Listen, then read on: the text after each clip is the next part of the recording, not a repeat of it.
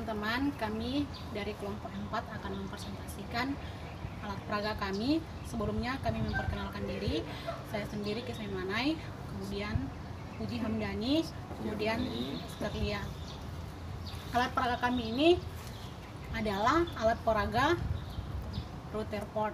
Oke, kali ini saya akan menjelaskan alat dan bahan yang kami gunakan untuk membuat alat peraga ini. Nah, dari alat peraga ini kami menggunakan yang pertama yaitu triplek sebagai alas, kemudian styrofoam, kertas kilat dengan kardus, kemudian ada 3 buah lampu, ada juga benang wol, ada warna merah, warna kuning, dan warna oranye. Setelah teori atom Thomson, muncul teori atom yang baru, yaitu teori atom Rutherford.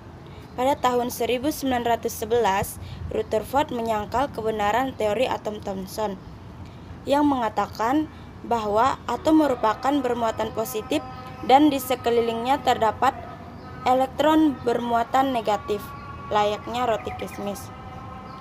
Nah, pengertian teori atom Rutherford ini mengatakan bahwa atom mempunyai inti yang merupakan pusat massa yang kemudian dinamakan nukleus dengan dikelilingi awan elektron bermuatan negatif. Teori atom Rutherford ini didasarkan pada eksperimen yang dilakukannya, yaitu penembakan inti atom lempeng emas dengan partikel alfa yang dikenal dengan percobaan Geiger-Marsden. Nah, pada saat itu, Rutherford menyusun desain rancangan percobaan penembakan atom emas oleh partikel alfa yang dipancarkan oleh unsur radioaktif.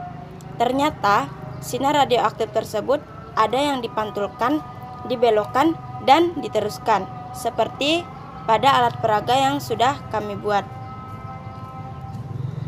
Nah, di alat peraga ini bisa kita lihat jika partikel alfa mengenai inti atom, maka akan terjadi tumbukan yang mengakibatkan pembelokan atau pemantulan partikel alfa.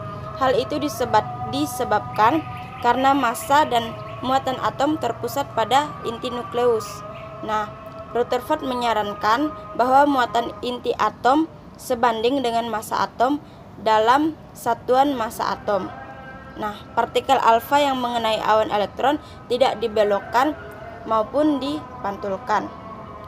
Nah, dari penjelasan sebelumnya bisa kita lihat bahwa atom Rutherford ini dapat disimpulkan yang pertama, sebagian besar volume atom merupakan ruang hampa, kemudian massa atom terpusat di inti atom, muatan atom terkonsentrasi pada pusat atom dengan volume yang sangat kecil, kelipatan muatan ini sebanding dengan massa atom, dan yang terakhir, awan atom elektron tidak mempengaruhi penyebaran partikel alfa.